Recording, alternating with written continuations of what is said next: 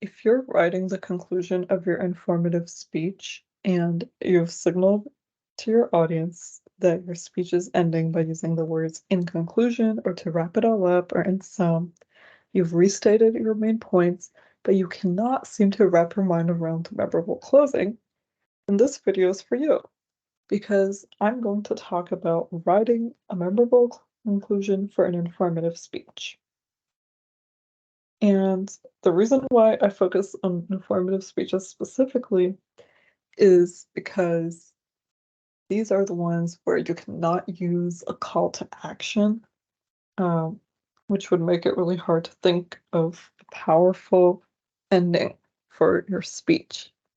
By the way, my name is Zainab Anjo, and I'm one of the CommLab tutors. I have come up with 3 steps to follow to have a memorable statement for your informative speech. They are thinking about what you want the audience to learn, choose a concluding device, and constructing your memorable statement. So let's start with, what should the audience learn? The reason why this is a good place to begin is because your informative speech is supposed to inform/educate your audience about your topic. So when you're presenting, your listeners will actually be wondering, so what? What should I learn from this speech? And your memorable statement is the final chance to make it clear the message that you're sending to your audience. So once you've figured out the answer to this big question, so what, you can start choosing your concluding device. And I talk about 3 in this presentation, although there are many that you can use. I just focused on these specific ones because these are the ones that are commonly found in informative speeches. The first one is the educational note. This is the most direct and straightforward approach. And in this one, you're basically just stating the lesson that you want your audience to learn. There's no suggestion of a call to action, which makes this easy to use. It's a safe option for informative speeches. And the next 2 are a little bit more creative, but you just have to be careful with them so you don't sound persuasive. One of them is quotations. So quotations are powerful in stirring emotions in the audience, according to Christopher Miller, who wrote the book Exploring Communication in the Real World, which was published in 2020. So just remember to look for informative quotes that simply state the lesson to be learned and don't convince your audience to do something. This quote on the right is an example of an informative quote that could be used. The whole end of speech is to be understood. It is simply stating that the whole point of speaking is for your audience to listen to you and understand the message you're sending. And then for the last device that I will be talking about, referring to the attention getter, this is good for speeches where you have stories or anecdotes as attention getters and you want to go back to them so you can make it clear what lesson should be learned. Just remember to keep your reference short and sweet, eliminating any irrelevant details so you can stick to the point and also not go over time in your speech. Now that I've talked about these concluding devices, I'm going to demonstrate constructing a memorable statement.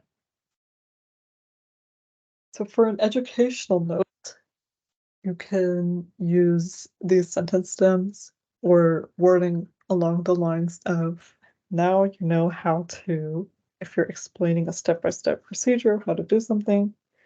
Or if you're talking about a concept or idea, you could say, hopefully you have a better understanding of this, or I hope you learn more about this. The next one is quotations.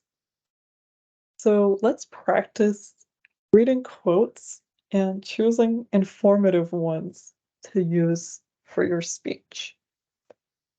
Let's say that the topic of this speech is anxiety.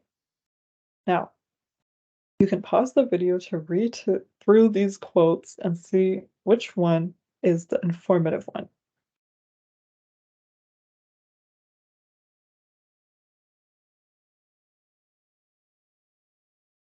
Okay, hopefully you paused the video.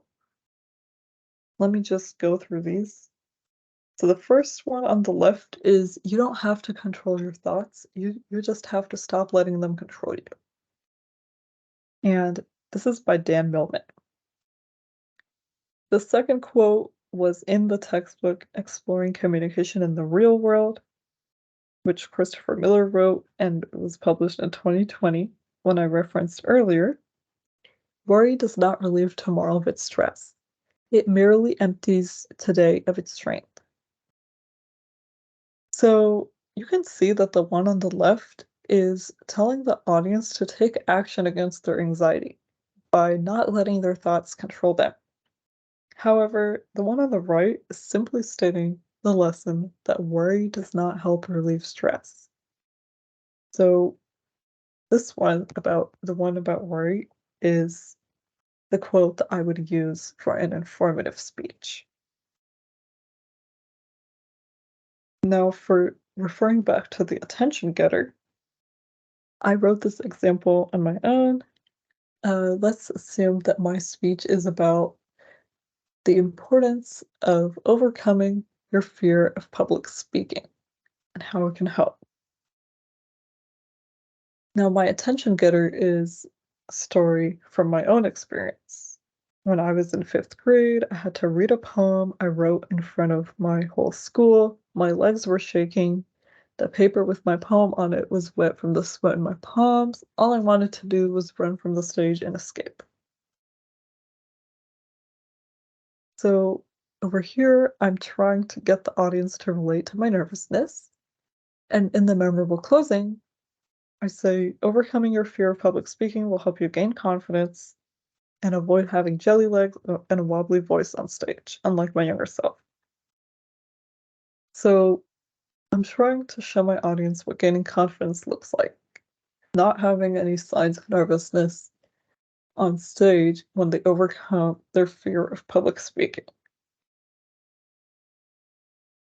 You can see that sometimes referring to the attention getter can help as a compare and contrast method to see, okay, so I've shared the story at the beginning, and now this is the lesson that I've learned or that you can take from this anecdote, right?